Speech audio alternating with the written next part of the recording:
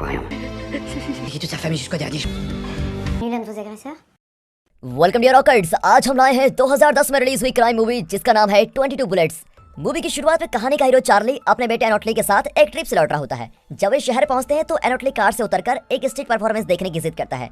Charlie उसको जाने देता है और कहता है कि मैं कार पार्क करके अभी आता हूँ। पार्किंग करके वो कार से बाहर ही निकलता है तो अचानक मास्क पहने हुए कुछ आदमी उसको घेर लेते हैं और उस पर अंधाधुंध शूट करने लगते हैं। उनमें से एक आदमी बेवजह एक बेचारे कुत्ते पर भी गोलियों की बरसात कर देता है। हालांकि उस बेजुबान जानवर ने इनका कुछ भी नहीं बिगाड़ा था। लेकिन हैरानी की बात तो ये होती है कि चार्ली अभी भी जिंदा है। वो धीरे धीरे बेहोश होने लगता है और तब उसे बीती बातें याद आने लगती हैं जब वो जवान था। वो जेल में था जब उसे गैंगस्टर ने क्राइम से भरी जिंदगी जीने के बारे में कुछ एडवाइस दिया था। उस आदमी का निकनेम ओल्ड टाइमर था। ओल्ड टाइमर ने उसे चेतावनी दी थी कि जो एक बार क्राइम की दुनिया में आ जाता है वो नॉर्मल जिंदगी में कभी वापस नहीं लौट सकता। अब चार्ली को हॉस्पिटल लेके जाते हैं जहां डॉक्टर्स बड़ी मुश्किल से उसके शरीर में गड़ी 22 बुलेट्स निकालने की कोशिश करते हैं। दूसरी ओर हमें टोनी ज़ाचिया नाम के एक आदमी को दिखाते हैं जिसे चार्ली की हालत के बारे में इंफॉर्मेशन दी जाती है। टोनी एक बहुत ही पावरफुल और बेरहम किस्म का आदमी है। इसके बर्ताव से तो यही लगता है कि इसी ने अपनी गैंग को भेजकर चार्ली का खून करने की कोशिश की थी। चार्ली पर किए गए हमले के बारे में नेशनल टीवी पर भी न्यूज चल रही होती है और रिपोर्टर बताती है कि चार्ली एक रिटायर्ड गैंगस्टर है। अच्छा, रिटायरमेंट? इनके बीच भी रिटायरमेंट होता है क्या? खैर छोड़ो। अगले सीन में police captain Mary Goldman crime scene में पहुंचती है। सर्जरी के दौरान चार्ली का एक और फ्लैशबैक दिखाया जाता है जब उसे ये पता चलता है कि ओल्ड टाइमर को उसके राइवल गैंग नहीं मार डाला था। चार्ली और उसके बेस्ट फ्रेंड्स टोनी और करीम ने फैसला किया था कि वे ओल्ड टाइमर के खून का बदला लेंगे क्योंकि वे ओल्ड टाइमर को अपना गुरु मानते थे। वे शपथ लेते हैं कि वे हर हालत में अपनी दोस्ती बनाए रखेंगे और ओल्ड टाइमर के कातिल गैंगस्टर हर्नांडेज का खून करके ही दम लेंगे। वे अपनी शपथ पूरी करते हैं और इसे खून के साथ वे खतरनाक माफिया अंडरवर्ल्ड में कदम रखते हैं। अब प्रेजेंट में दिखाया जाता है कि मैरी को उसका सीनियर ऑफिसर बताता है कि इस केस की इन्वेस्टिगेशन क्लोज कर दो। चार्ली एक पुराना गैंगस्टर है और इन दोनों गैंग्स को एक दूसरे से लड़कर मरने दो। पुलिस डिपार्टमेंट इसमें अपना वक्त क्यों बर्बाद करे? लेकिन मैरी उसकी बात को इग्नोर करके अपनी इन्वेस्टिगेशन को जारी रखती है क्योंकि वो अपने पति के खून का पता लगाना चाहती है। मैरी का पति भी एक पुलिस ऑफिसर था। अब वो हॉस्पिटल जाकर चार्ली से कुछ सवाल पूछती है लेकिन किसी वजह से चार्ली आखिर तक अपना मुंह नहीं खुलता। अब इससे तंग आकर मैरी कमरे से बाहर चली जाती है। इसी बीच चार्ली का लॉयर मार्टिन चार्ली के बेस्ट फ्रेंड करीम और पैट के साथ वहां पर पहुंच जाता है। रात को मैरी अपने बेटे को सुला रही होती है कि उसको एक कॉल आता है जिसे अटेंड करके वो बड़ी टेंस हो जाती है। फिर रात भर वो अपने पति की मौत के बारे में सोचकर बहुत परेशान होती है और बहुत ही ज्यादा पीने भी लगती है। यहाँ करीम बहुत गुस्से में होता है और फैसला कर लेता है कि चार्ली पर अटैक करने वाले को वो जिंदा नहीं छोड़ेगा। पर मार्टिन उसको शांत करता है और कहता है कि पहले चार्ली को होश आने दो। करीम मार्टिन से कहता है कि तुम चार्ली का ख्याल रखना और उसे कभी अकेला मत छोड़ना। अब दूसरी ओर एक आदमी मेडिकल स्टाफ की ड्रेस पहनकर हॉस्पिटल में घुस जाता है। वो अपनी गन निकालता है और चार्ली के कमरे का डोर खोलकर चार्ली पर लगातार गोलियां चलाता है।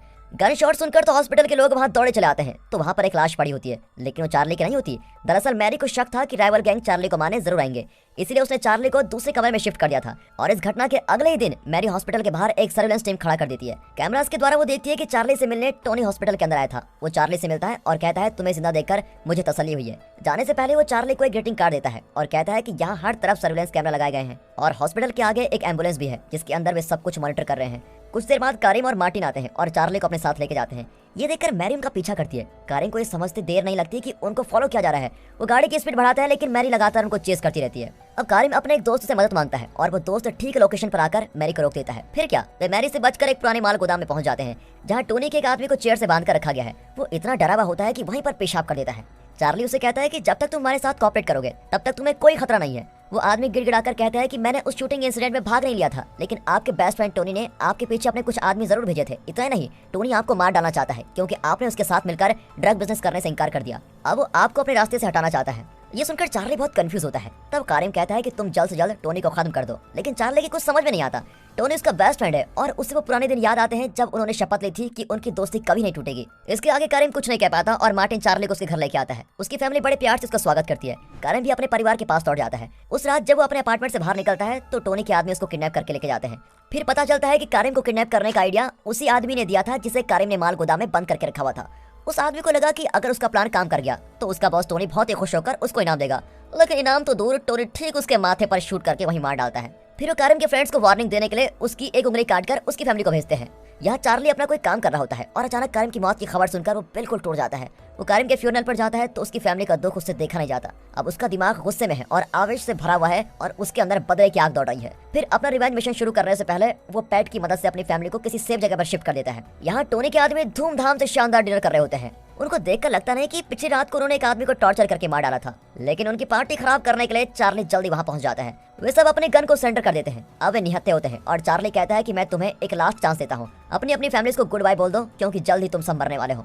तभी उनकी नजर एक आदमी की वॉच पर पड़ती है और उसे याद आता है कि एक शूटर ने यही वॉच पहनी हुई थी, इसीलिए वो उस आदमी को शूट कर देता है। अब बाकियों को एहसास होता है कि इस पुराने गैंगस्टर से पंगा लेकर उन्होंने बहुत बड़ी गलती कर दी। फिर उनकी डर का फायदा उठाकर चार्ली बिना अड़चन के वहाँ से बाहर निकल जाता है। अगले दिन टोनी की गैंग का एक आदमी अपने साथी की कब्र पर फूल रखने जाता है। तब चार्ली वहाँ पर आ जाता है और देखते देखते उसको भी शूट कर देता है। अब टोनी रियलाइज करता है कि चार्ली खून का प्यासा हो गया है। वो चार्ली की फैमिली पर अटैक करने के लिए अपने आदमी उसके घर भेज देता है, लेकिन वहाँ कोई नहीं होता। उसके आदमी वहाँ तोड़फोड़ मचाकर घर लौटाते हैं। चार्ली शहर के किसी दूसरे हिस्से में अपनी बिल्ली के साथ चिल कर रहा होता है। चार्ली का लॉयर मार्टिन उसके घर जाता है और उसको तहस नहस देखकर चार्ली को इन्फॉर्म कर देता है, लेकिन वो नहीं जानता कि टोनी का एक आदमी उसको फॉलो कर रहा है और जल्दी टोनी के आदमी इन दोनों को घेर लेते हैं। अब गैंगस्टर चार्ली मार्टिन को बच निकलने को कहता है और खुद टोनी की गैंग को रोकने की कोशिश करता है। टोनी का एक आदमी मार्टिन को गन पॉइंट पर रोक देता है। आखिर चार्ली एक मोटरसाइकिल में बचकर निकल जाता है, लेकिन टोनी की गैंग उसको लगातार चेस करती है। आखिर में वो एक पुलिस कार से टकराकर गिर जाता है। पुलिस कार से टकराने के जुर्म में उसको अरेस्ट किया जाता है और वो फिर एक बार कैप्टन मैरी के पास पहुंच जाता है। अब इंटेरोगेशन रूम में मैरी उसको एक चौंका देने वाली इन्फॉर्मेशन बताती है। वो ये कि पार्किंग लॉट में जब उस गैंग ने चार्ली को शूट किया था तो वहाँ की दीवारों पर कई गोलियां लगी हुई थी। इसका मतलब यह है कि 5 शूटर्स में से एक चार्ली को नहीं मारना चाहता था और उसने जानबूझकर दीवार पर गोलियां चलाई। फिलहाल मैरी फैसला करती है कि वो चार्ली पर केस नहीं करेगी, क्योंकि उसे यकीन है कि टोनी ने ही उसके पति का खून किया है। उस रात टोनी अपनी बेटी की शादी में खुशी मना रहा होता है, लेकिन वो नहीं जानता कि चार्ली ठीक उसके घर के बाहर है और उसने टोनी के एक आदमी को पकड़ भी लिया है। उस आदमी को खत्म करने से पहले वो टोनी के सारे ड्रग्स ट्रांजैक्शन की डिटेल्स को कलेक्ट कर लेता है और जब टोनी को ये पता चलता है तो वो अपना गुस्सा कंट्रोल नहीं कर पाता। वो सेलिब्रेशन को छोड़कर तुरंत अपनी ड्रग लैब में पहुंचता है और गुस्से में वहाँ की हर चीज तोड़ देता है। वो अब और सब्र नहीं कर पाता और अपनी गैंग से कहता है कि मुझे चार्ली चाहिए, जिंदा या मुर्दा कैसे भी।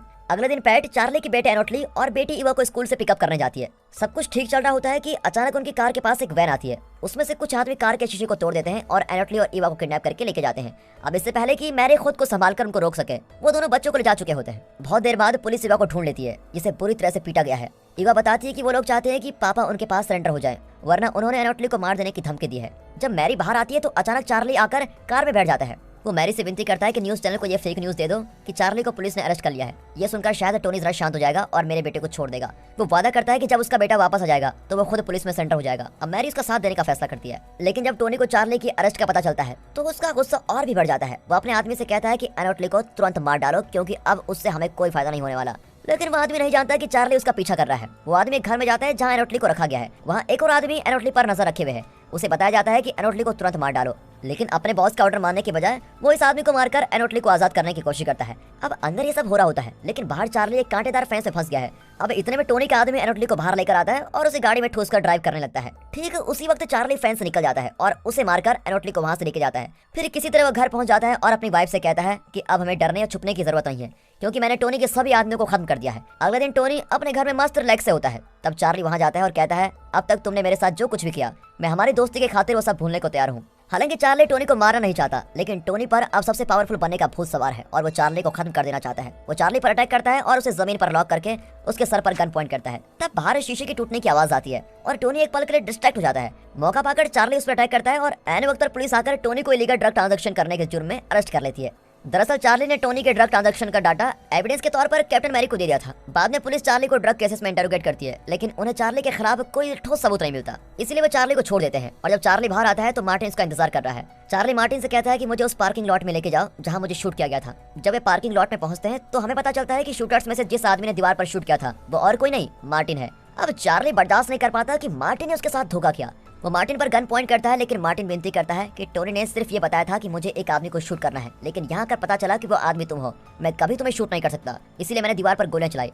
मार्टिन ने चार्ली के लिए जो किया था उसके बदले में चार्ली शब्दों में थैंक यू कहने के बजाय दीवार पर कुछ बुलेट्स फायर करता है। फिर वो उसका हाथ पकड़ता है और दोनों गले मिलते हैं। आखिरी सीन में दिखाते हैं कि चार्ली, उसकी वाइफ और बच्चे बीच में सनसेट को एंजॉय कर रहे हैं। और दोस्तों, इसी के साथ ही मूवी यहाँ पर खत्म होती है। अगर ये मूवी आपको पसंद आई हो तो इस वीडियो को अपने फैमिली एंड फ्रेंड सर्कल में जरूर शेयर कीजिए। बाकी वीडियो अच्छी लगी हो, एक्सप्लेनेशन अच्छा लगा हो तो लाइक कर दें। बाकी मिलते हैं अगली मजेदार मूवीज के साथ, तब तक के लिए गुड बाय, अपना ख्याल रखिए and finally thanks for watching.